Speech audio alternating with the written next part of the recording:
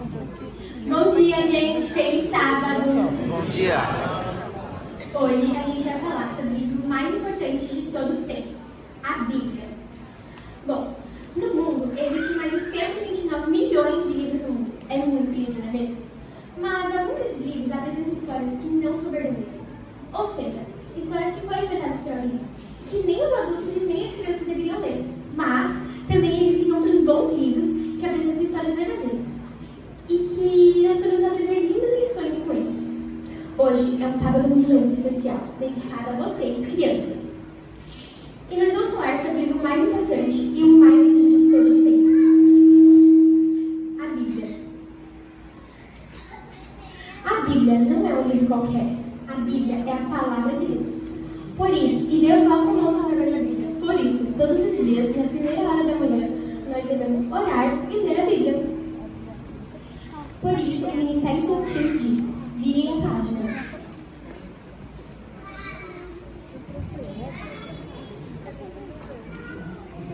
Qual o problema se tiver montado?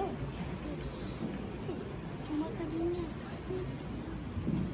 Bom dia, igreja de sábado.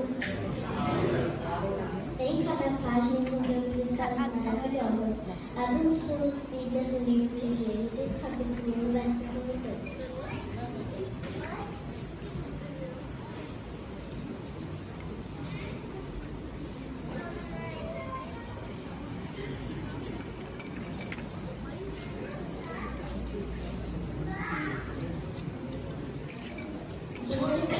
No princípio, criou Deus os céus e a terra. A terra era sem forma e vazia. Havia trevas sobre a face da terra. O Espírito de Deus movia sobre as águas. Os servos seguintes vamos aprender porque Deus fez deixar o céu e visitar a terra, morrer em nosso lugar. E porque hoje a criação do céu é tão diferente. Ao virarmos as páginas desse livro, vamos aprender histórias de personagens como Abraão, Moisés, Samuel, Davi, José e tantos outros. Mas principalmente vamos aprender as histórias maravilhosas de Jesus.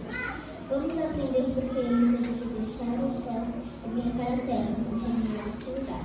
E finalmente vamos chegar ao último livro da Bíblia, no livro de Apocalipse. Encontraremos como será o novo céu e a nova terra, um lugar onde não haverá mais dor, sofrimento nem morte, porque tudo será novo, vindo para sempre. No livro de Apocalipse, capítulo 22, o próprio Jesus diz: certamente venci e demora. Irmãos, não deixe a sua Bíblia jogada na estante aberta para pegar pó. Estude e veja as lições que Deus quer te ensinar. Veja o seu amor e as suas promessas se cumprem cada dia na minha e na sua vida. Não esqueça, estude a Bíblia.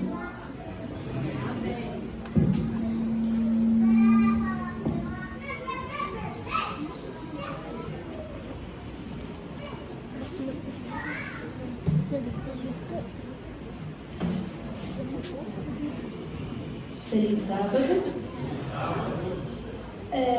No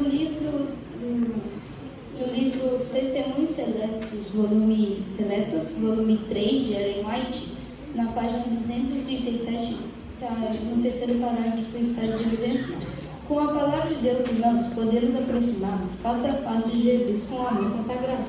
Isso quer dizer que toda vez que a gente lê a Bíblia pouco por dia, a gente consegue chegar mais perto de Jesus e ter o amor que ele tinha aqui na terra.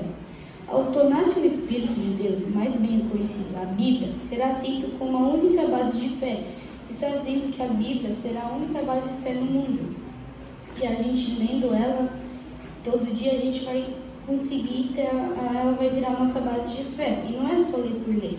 A gente tem que ler e pedir a ajuda do Espírito Santo para a gente entender o que a Bíblia quer falar para a gente.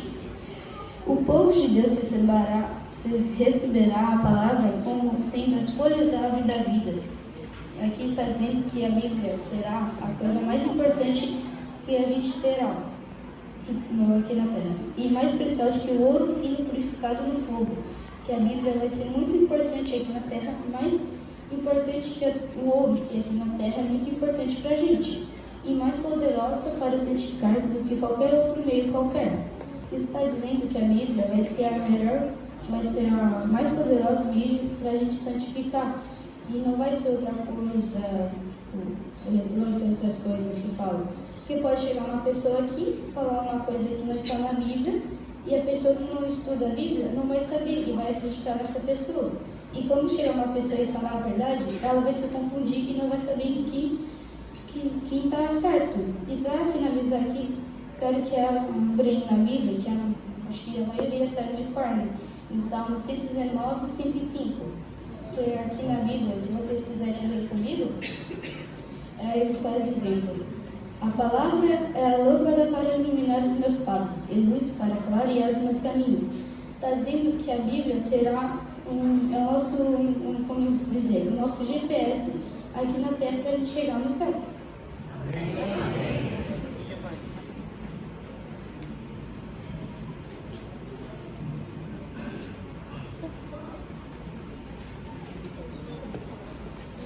Dia dele sábado. O rei Davi se sentiu muito culpado pelos pecados que ele cometeu, como adultério com Batseba e a morte de seu marido Urias da Nacar. Davi mostrava claramente em seus salmos como a culpa não afetava só seu relacionamento com Deus, como afetava também o seu corpo. Por favor, abra suas Bíblias em Salmos 38, 18 e acompanhe comigo. Confesso a minha culpa em angústia, estou por causa do meu pecado.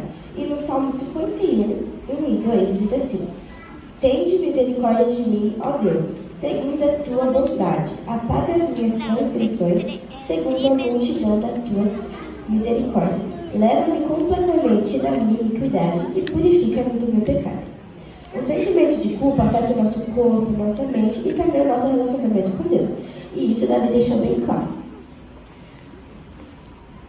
Ele confessou a Deus todos os pecados, porque sabia que Deus era quem pode solucionar o problema da culpa. Mas Davi era um pecador e cometeu vários pecados. Mas mesmo assim, ele continuou sendo um homem segundo o coração de Deus. Por quê? Davi sabia de sua natureza pecaminosa. Ele também sabia que seu coração era enganoso. Davi se arrependeu sinceramente. E Davi também entendia que sua comunhão com Deus não dependia só da sua vontade, mas sim da graça. A preocupação de Davi não era de perder seu poder, sua riqueza, nem mesmo sua fama. Era de perder a comunhão com Deus. Mas nós também somos pecadores, como Davi, e com a história dele aprendemos 3 lições. A primeira é: abandone o pecado. O sentimento de culpa ainda vai existir em você se você continuar praticando o pecado que trouxe sentimentos ruins. A segunda lição que ele nos ensina é: confesse o pecado a Deus. Deus sabe o pecado que foi cometido, mas ele quer ouvir sua confissão. A terceira é: espere em Deus e saiba que Ele é fiel e justo para perdoar todos os pecados. Não adianta de nada ser culpado por algo, afinal, Deus já te perdoou. Agora Jesus convida você a ser um homem, uma mulher, um jovem, um adolescente, até mesmo uma criança, segundo o coração de Deus. Deus joga todos os nossos pecados na profundeza do mar, e Ele quer que você seja uma criança segundo o coração dele.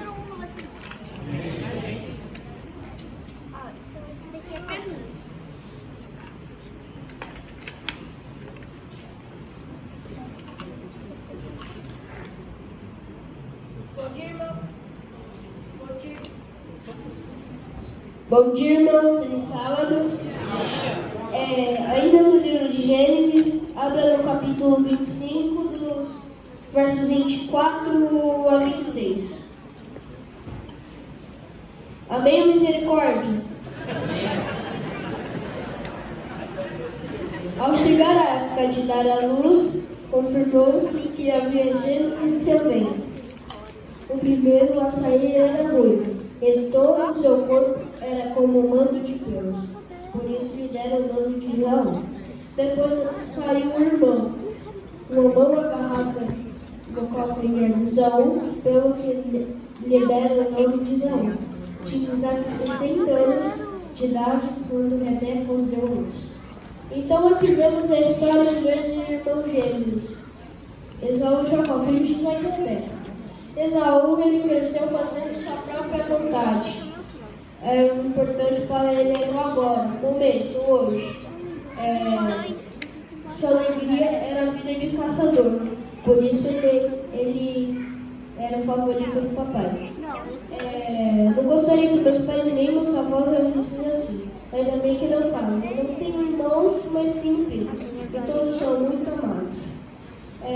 Jacó, ele era mais caseiro e esforçado. Sempre pensava mais no futuro que no presente. Ao contrário do seu irmão. Ele era sempre ocupado cuidando da lavoura e cultivando a terra.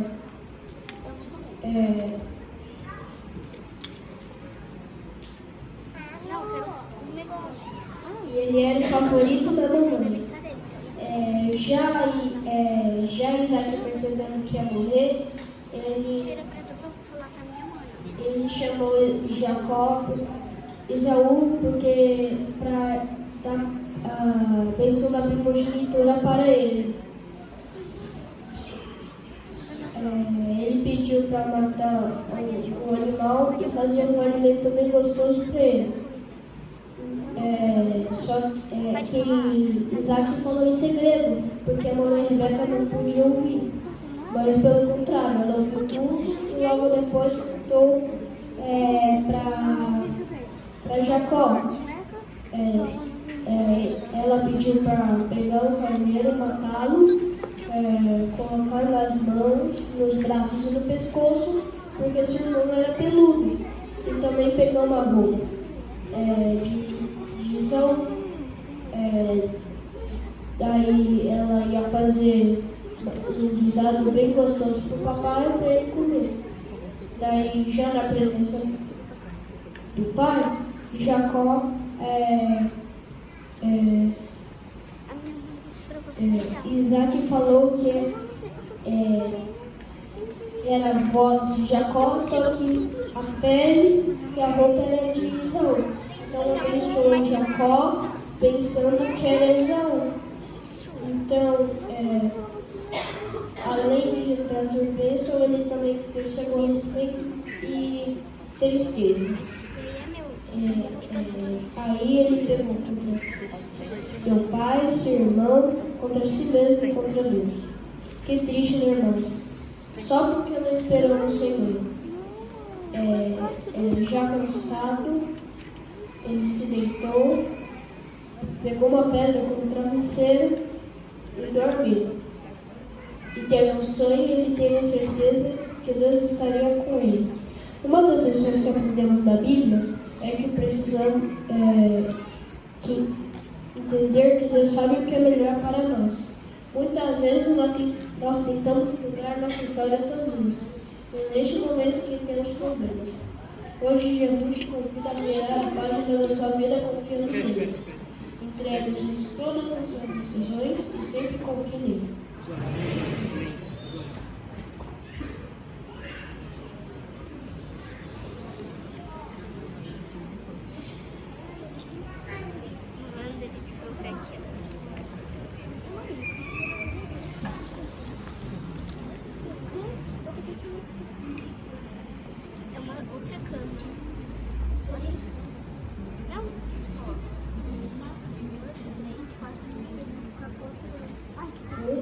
Feliz sábado, igreja.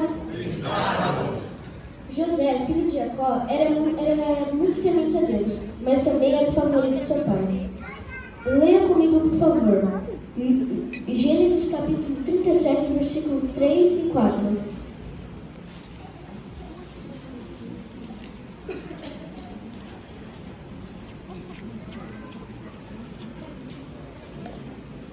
Ora, Israel amava mais a José que a todos os seus filhos, porque era filho da sua velhice, e fez-lhe uma túnica atalhada de mangas compridas. Vendo depois seus irmãos que o pai o amava mais que a todos os outros filhos, odiaram-no e já não lhe podiam falar pacificamente. A raiva que os irmãos sentiam de José não era por causa do seu caráter, não era porque ele era filho de Deus, e sim pelo seu caráter. Ele era obediente, simpático, entre outras coisas. Então escolheram odiar e jogaram ele no poço. Mas depois de algum tempo, alguns de seus irmãos o tiraram de lá e venderam para mercadores. E mentiram para seu pai, dizendo que José tinha sido morto.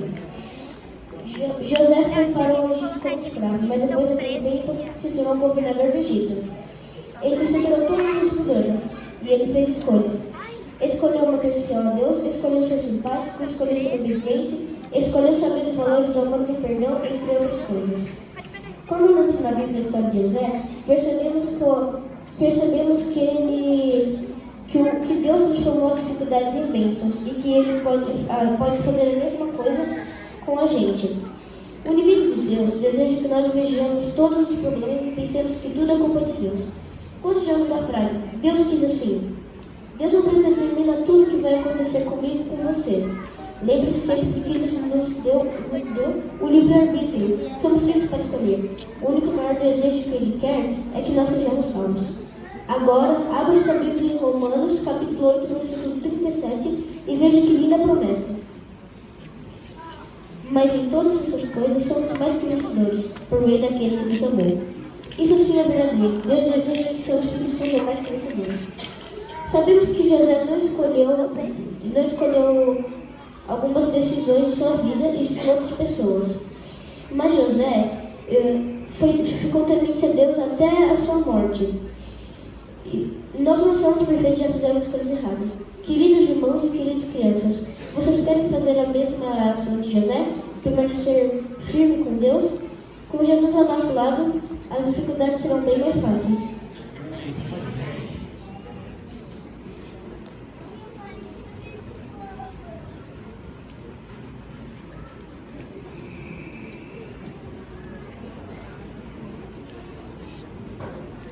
Feliz sábado.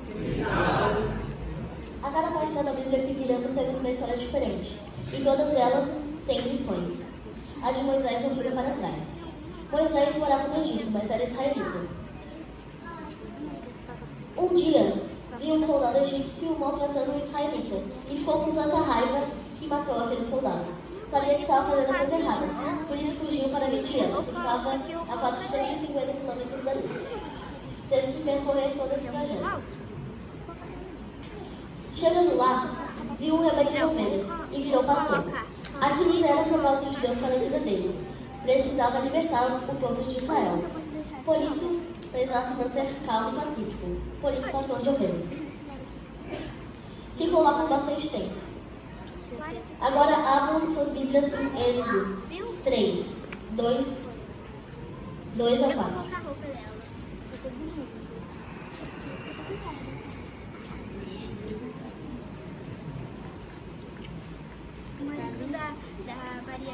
Ali, o anjo do Senhor apareceu a ele numa chama de fogo no meio de um espinheiro.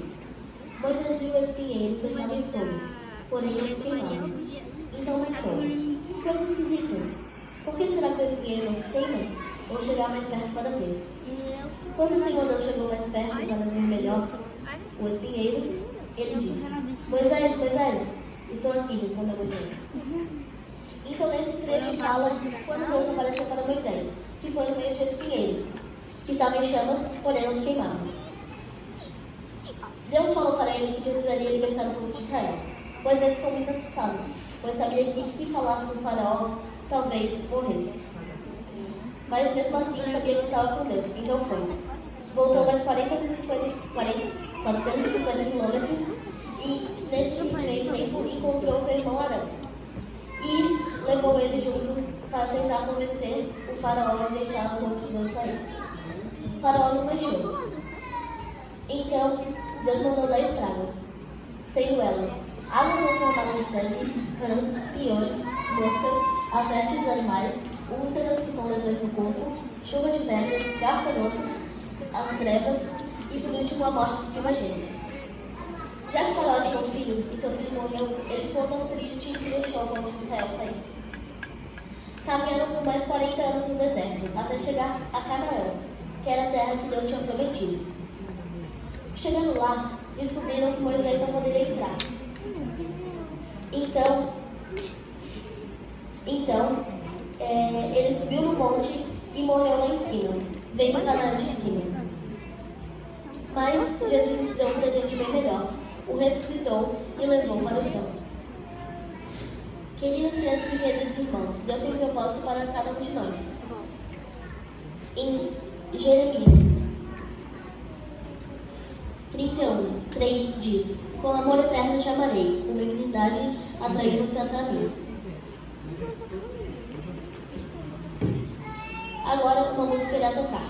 Enquanto essa música toca, olhe e peça para Deus inteligência para descobrir seu propósito.